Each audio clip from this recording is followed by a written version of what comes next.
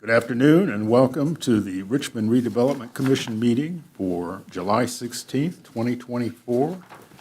We are called to order, and I see that we don't have to call the who's here, but we should. Please. Michael Bloom, Here. Jenny Lahman, Here. Kathy Lucid, Kim Pickering, Gary Turner, Here. Allison Zeidel. We have a quorum. Yes, and Allison is with us remotely. Oh, okay. Well, we have more than a quorum. Yeah. Yeah. You received minutes from our last meeting. Any corrections, questions, concerns? Move for approval. I'll second that. All those in favor say aye. Aye. And we have financials to review. So in your packet, you have two sets of financials. You have May, since we did not meet in June. You have the May financials for the first set that you have is for allocation area number 1. So you will see there that we have at this time obligations totaling $3,478,569.98. And we have available for new projects $3,127,937.80. In looking at the Certified Technology Park Fund, we have $1,045,114.07 available for new projects. Any thoughts on where that might be applied? I think as we look forward to doing some infrastructure upgrades to the technology, either here at the city building or as we have new companies that are located in the technology park that would be doing activities that would qualify, could potentially be a use for that funding. Good deal. Okay, thanks. And you will see that the new facility lease amount is in there. I think we talked about this at the last meeting. We will be seeing an increase in our facility lease amount in 2024 and moving forward. Johns Manville, we have $1,308,155.41 available for new projects there. There will be a request coming before this body probably in August for a match for a community crossings project. The street department and public works are putting together a potential Northwest 5th corridor project where they would be doing a mill and pave and restriping for that entire length from Progress Drive all the way to US 40. That is a corridor that we're looking to do an actual corridor study, bury all of the utilities, do some additional work there. That is a long-term project and one that we can't start until we update our transportation plan, because that makes us eligible for some of the federal funding to pay for that study and to assist in those improvements. So in the meantime, we wanted to go ahead and do some work on that road because we know it'll probably be another 5 years before we're able to access. Yeah, right now, NDOT's call for projects is for 2029. Okay. With the Heartland Fund, that is simply the payment and the obligations for that bond.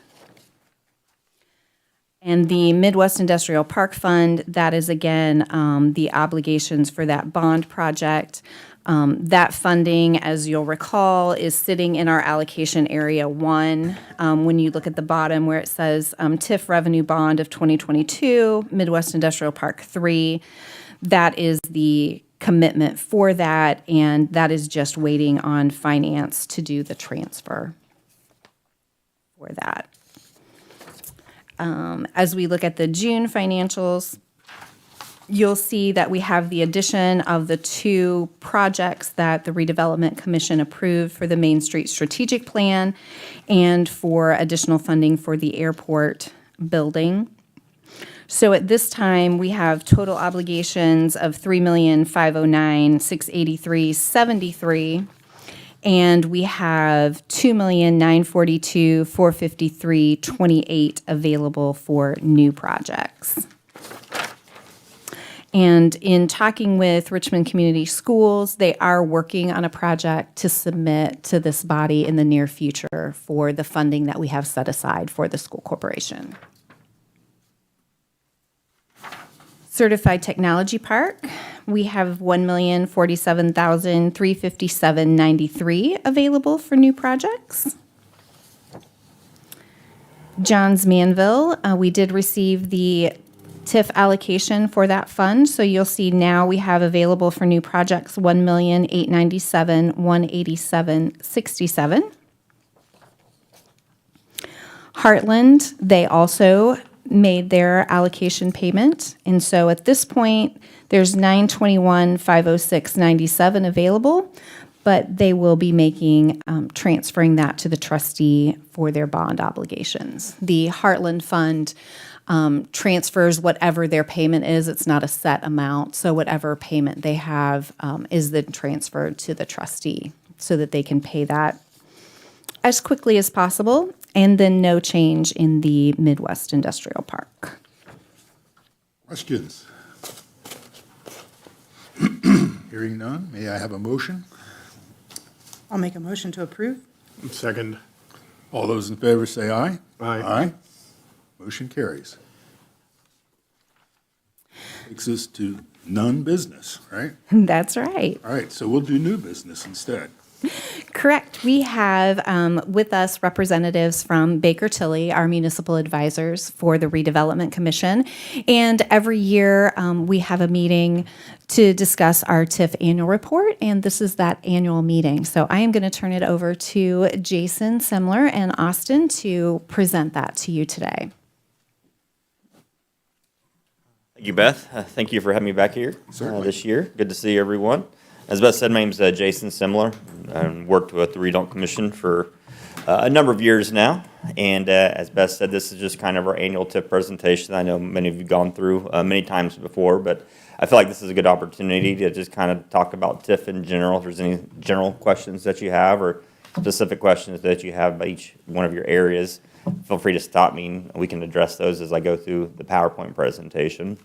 And through this, I'll tell you some of the new legislation that occurred really last year that will impact some things that you'll need to do yet this year for the 2025 budget as we get to that as well. So in front of you, I've handed out 4 different reports. I've handed out a report for each TIF area, and then I've handed out a PowerPoint presentation that kind of summarizes each area. And I'll go through that with you today, and then you can take the other individual reports back with you. And it has more detailed information about the areas and the numbers for you to refer to throughout the year. With that being said, I'll start, like I said, with the PowerPoint presentation. So the first areas that we'll talk about is the allocation area number 1, or kind of your downtown allocation area. And then 2 areas that have kind of spurred from that, the MIP allocation area and the downtown allocation area number 2. Page 3 shows when the areas were created or expanded. So the downtown area number 1 was originally created in 1989 and expanded in 2008. You can see the original area will expire in 2040, and the expansion area will expire 30 years later in 2038. So it sounds like a long time away, but it will be here before you know it. So as you start, talking about projects long term, this is always good to kind of refer back to. Or Beth, from time to time, or the mayor has asked us to look at, potential bonding capacity. That's important for us to know when your TIF area is in, so we know how far out we can issue bonds. Down below, something that we work with Beth and the auditor's office on is looking at your actual collections and comparing that to our estimates. So you can see in 2023, we estimated that you'd collect $2,919,000. You actually collected a little bit more than that, $2,969,000. And the reason for that is because you had some delinquencies the year prior, so they're getting caught up. People paid prior delinquencies. 2024, you can see that we're estimating that you should collect about 2.8, almost $2.9 million of tax increment. And you can see from the note there, your spring settlement was almost $1.6 million, so collected over half of what we're anticipating. So that's a good sign. And then 2025, we have an estimate there too of $2.8 million going forward. We'll know more actually here in a couple of weeks, working with the auditor's office on the 2025 values. We really won't know what that full number is until next spring when your 2025 tax rate comes out. But we're anticipating that that number will probably very similar or maybe a little bit higher from some new growth. The next two areas were areas, again, that were created here recently in the last couple years. On page 4, we're talking about the MIP Phase 3 allocation area. That was created in 2022. Right down there's no new development, no growth that were being captured, so that's why I don't see any numbers there. You can see at the expiration, it's 25 years from the time debt is issued. That's under the current law. Now, I say that's under the current law because, as you know, from being here a number of years, the legislation is always tweaking with TIF.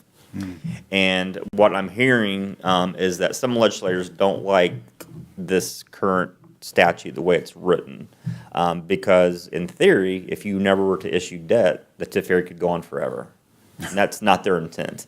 So I would not be surprised if we might see some tweaks in the legislation coming up in the next year or two where they may take this back to 30 years. Because before this legislation, like your 2008 expansion, it had a 30-year life regardless. So that may change, but So we won't issue bond for this project for probably a couple more years? The earliest, likely? Okay. that's something that, depending upon what the legislation, how it's written, and our time, we may want to look at adjusting this somehow. But we'll know more once we see what the legislators determine. Okay. Same thing for the downtown allocation area number 2, or this is kind of the F&C project, we created last year for that project. So I know that project's still under negotiations, and hopefully bonds will be issued on that at some point in the near future. But that's what this area is. On your downtown area 1, we do have 3 bonds outstanding, starting on page 6. The 2015 bonds that were issued to purchase land in the area, the Series A bonds. Originally an amount of $2 million. There's $1.4 million outstanding. And those bonds will mature in 2040. The current interest rate is anywhere from 3% to 4.25%. So especially in today's market, those are still really good interest rates. We're always looking at whether there's an opportunity to refinance them at a lower rate, but that's still a very, very competitive rate. The next bond issue is the 2015 Series B bonds. Those were issued through the state. The state purchased those bonds for brownfield remediation. So those interest rates are at 0%, kind of like a 0% loan. Originally issued $570,000. There's $327,000 principal outstanding to date. This is the old Wayne Works property, right? Mm-hmm. Yeah. And if I remember correctly, I think there's still money in this account that hasn't been spent. Is that right? I know there wasn't one time. I didn't check. Because I knew we were planning on buying some land at one time. You are correct. There is some here, and we're looking to use that for another remediation project. That's the 28.5 you're alluding to?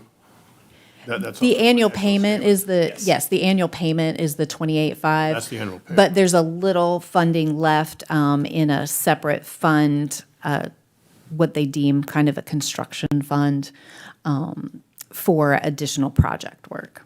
Okay. And then in 2022, we issued a taxable bond to also purchase some land, about $2.7 million, and there's about $2,575,000 outstanding. And those bonds, we can refinance or pay those off beginning in 2028. The interest rate on those bonds are 4.75%. Still very competitive. And something that I might add, all 3 of these bonds, which is pretty rare, are payable just from the tax increment collected in the area. There's no other additional security, like a property tax backup or an income tax backup from the city. These are all payable just from the TIF. That's great. If we get in the habit of prepaying some of these bonds, do we become less attractive for the bond, for the buyers of that debt? That No. they don't say, gosh, I only held it for 5 years and they paid it off and didn't. No, really, the way, and like the 2022 bonds, they were issued in 2022, but we can't pay them off until 2028. So So, you've got at least 6 years. yeah, so Okay. the purchasers or the bonds, they kind of negotiate the interest rate, knowing that you may have the opportunity to pay them off in 6 years see. or 8 years. So that's kind of embedded in the rate that they charge. Okay, I didn't know that. Yep. Thank No, you. good question.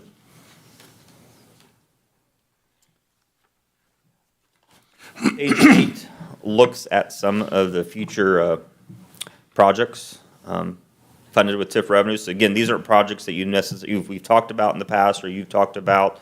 Nothing is necessarily set in stone, but just some future projects that you could use that $2.8 million that you're generating. Because as we'll show on the next slide, the bond payments are much less than the TIF coming in. And that's, as you know, are how you're able to fund a lot of your pay-as-you-go projects that you have throughout the years.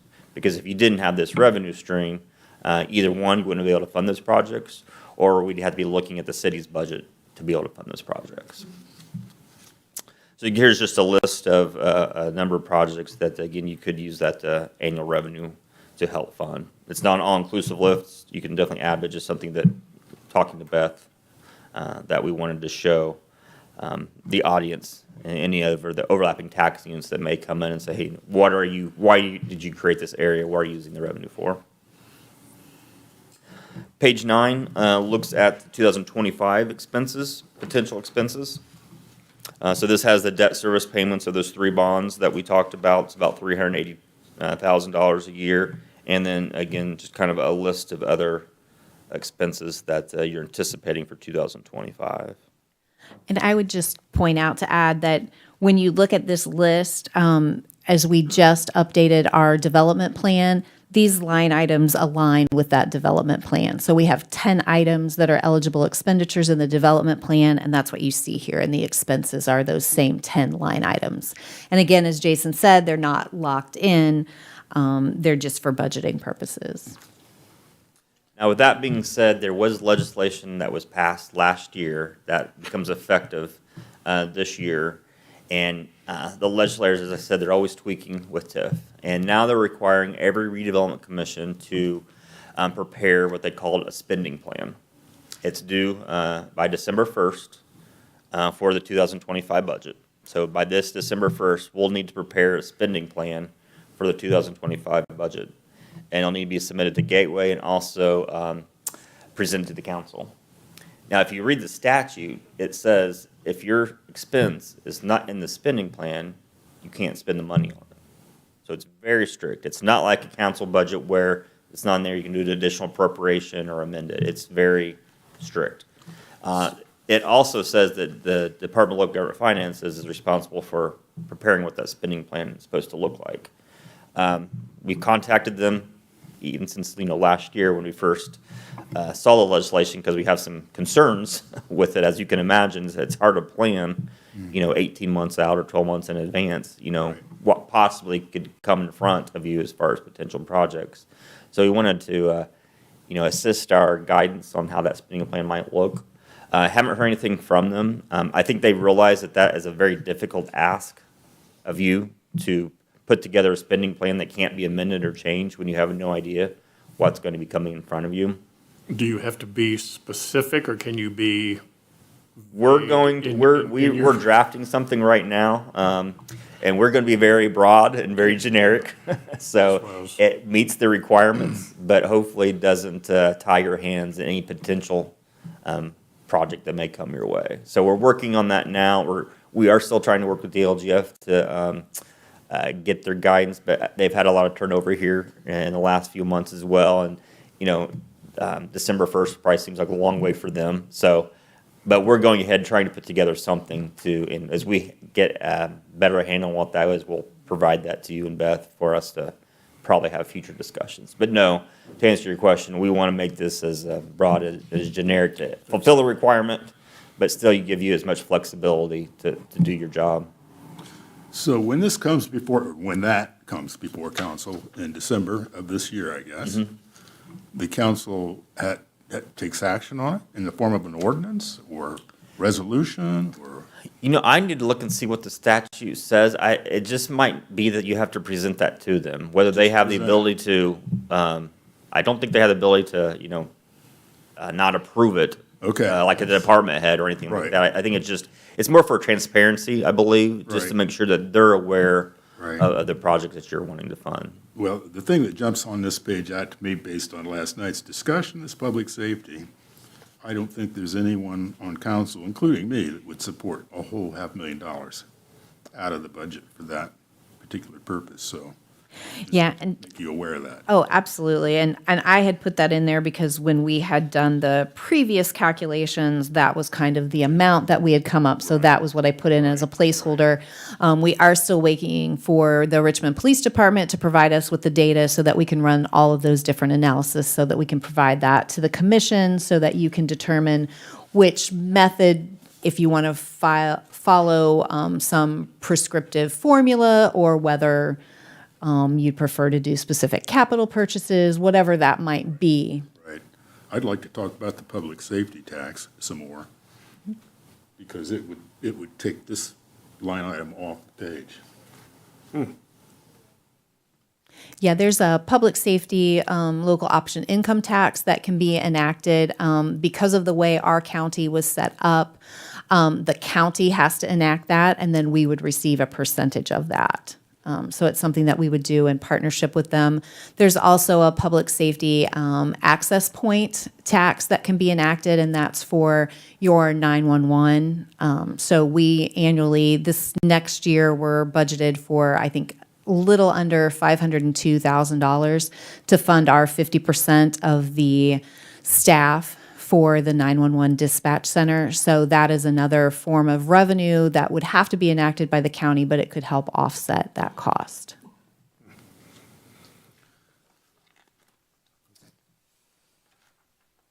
But I guess to your point on the spending plan and to both of your points, I think what we're going to recommend is broad categories, similar to what council would do in the budget, like capital project, Right. Other services and Right. supplies, and then just suggest, put very large amounts as placement holders. Right. Knowing that you're not going to spend up to that amount, but at least it's in the spending plan. Right. So if you decide to spend that much next year, it's been approved. Right. Any questions with allocation area number one? But as you can see, we're projecting $2.9 million, and that's, more than enough to cover the debt and pay for a lot of your pay-as-you-go expenses. So it continues to grow and do a lot of good things for the community. The next TIF area is the Johns Manville allocation area. It was created in 2006. So it has a 30-year life, so it will end in 2036 unless you decide to end it earlier. And it was created to help provide incentives for Johns Manville to expand. You can see in 2023, we're estimated $540,000, and that's what was received. You can see in 2024, we were estimating $589,000, and that's what you received in the spring settlement. So they paid all their taxes up front in the spring. And then in 2025, we're projecting something very similar in the amount. There is one bond outstanding, shown on page 12. It was issued in 2014. It's actually the second or third bond that we've issued for this project, but the other bonds have matured, been paid off. So we issued another bond in 2014 of $765,000. There's $187,000 of principal outstanding, and you can see those bonds mature in 2026. And they have a 5.5% interest rate. And you can see on the next page future projects that can be funded as helping with school projects or then additional infrastructure improvements. So when we earmark money for the RCS, is it out of the Manfield exclusively, or are we taking it out of off the top of everything? No, we have $250,000 a year that we do out of allocation area number one, and then $50,000 a year out of the Johns Manville. you can see on that page 14, the 2025 kind of TIF expenses listed there. you can, as we mentioned, the TIF's about $589,000 a year for 2025. The debt payment's about $100,000. So you can see these other list of expenses for 2025 that's been discussed.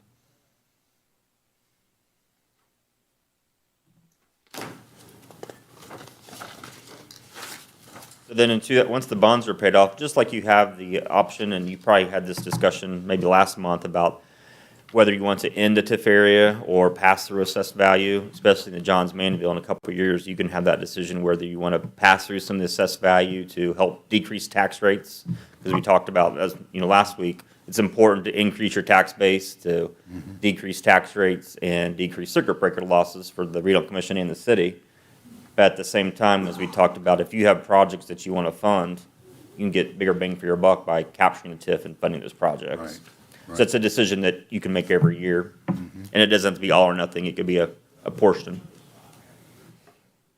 And then the last area is the Heartland allocation area that was created in 2016 as an incentive for Blue Buffalo to locate here.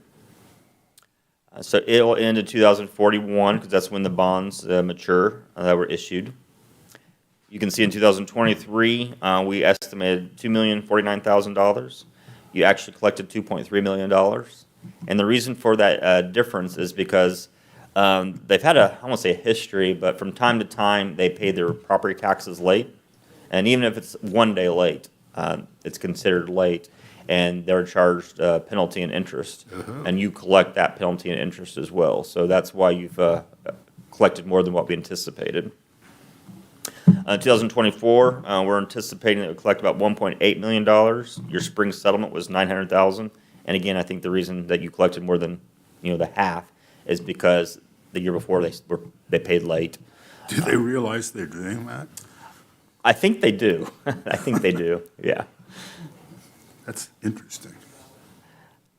But as mentioned on page 17, their bonds were issued in 2016 based upon the tax increment that we were projecting at that time and the information they gave us. That TIF at Stream would support $28.6 million bonds and be paid back by 2041. Right now, there's about $21 million outstanding, but their TIF is coming in faster than was anticipated. And right now, under current situation, we're projecting that those bonds would be paid off by 2037. Because as Beth mentioned earlier in the presentation or meeting, in this area, all but about $10,000 or $20,000 of the TIF that's received gets sent to the trustee to pay the bonds off as quickly as possible. So even though they're scheduled to mature 2041, because the TIF is coming in stronger than anticipated, right now we anticipate them being paid off in 2037. Great. This is one where I think that we're kind of in the process of negotiating with their expansion and doing another bond issue and rolling this one into a new one, but not changing the original deal. So I haven't included any of their expansion investment at that point because I know there'll be potentially a separate bond issue. So this is just based upon what's there now. It doesn't include the expansion of their building or their new equipment.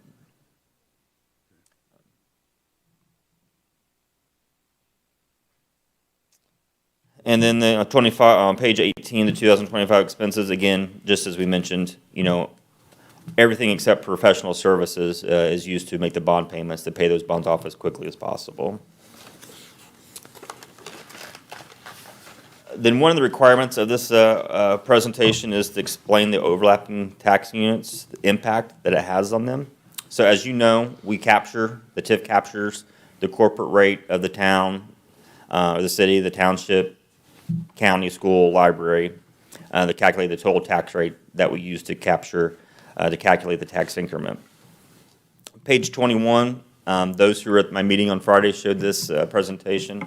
Just again, the whole purpose of this board is to designate a certain area where you think there's going to be growth, encourage that growth through future TIF, future investment, so that whatever assessed value that is there right now, it continues to grow.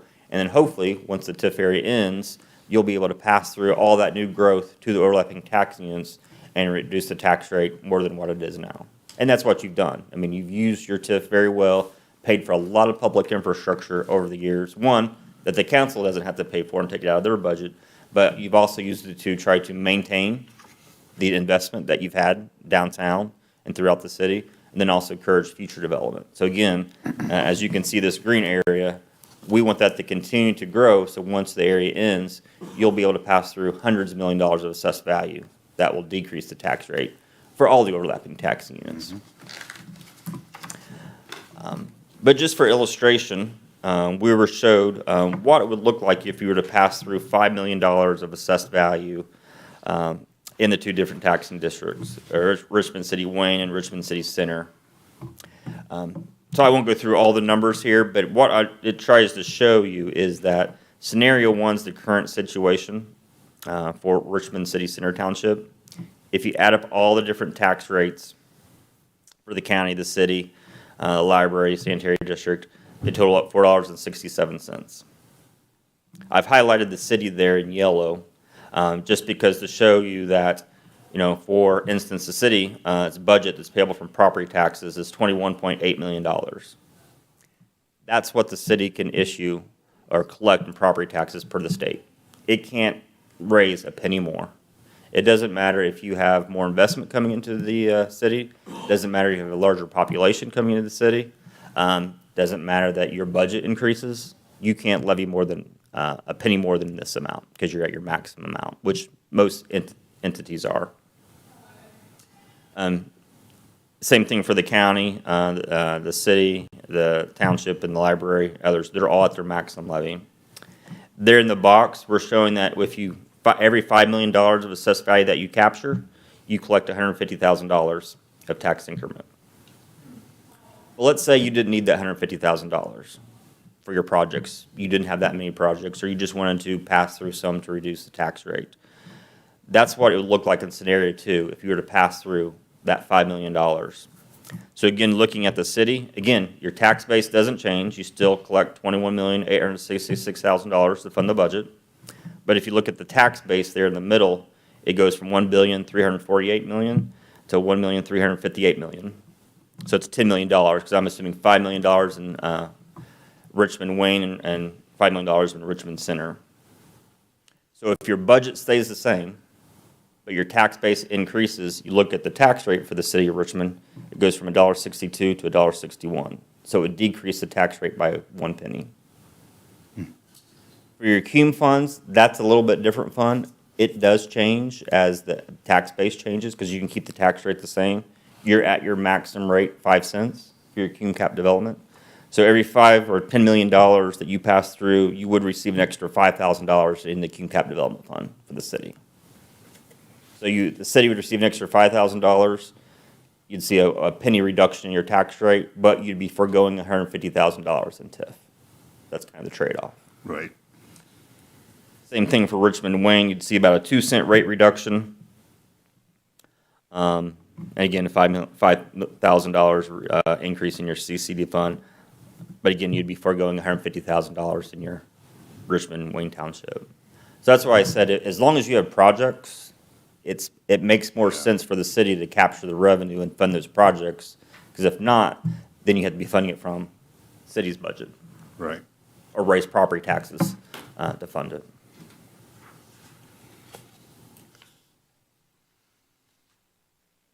The other thing that I would comment is for your situation, because the tax rate is at that $4.60 level, a penny or 2 penny cent reduction in tax rate is not going to really reduce the tax rate or tax bills of anyone in the city because they're all hitting the cap. Right.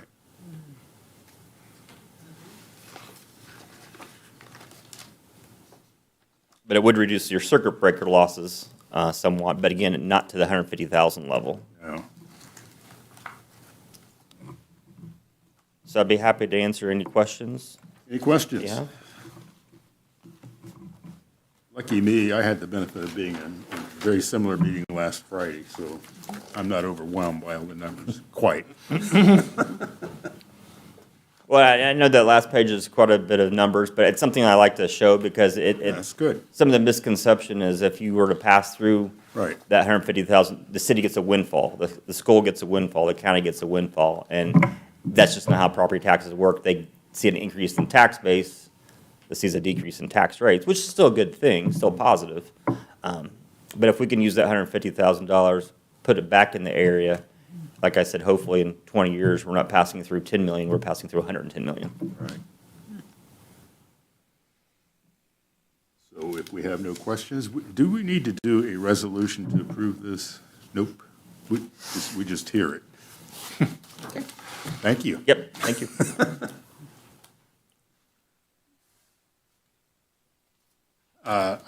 Any other new business on your minds? Or questions on other matters? If not, I'll accept a motion to adjourn. I'll make that motion. I will second it. All those in favor say aye. Aye. And we're done. Where's your gavel? I don't know.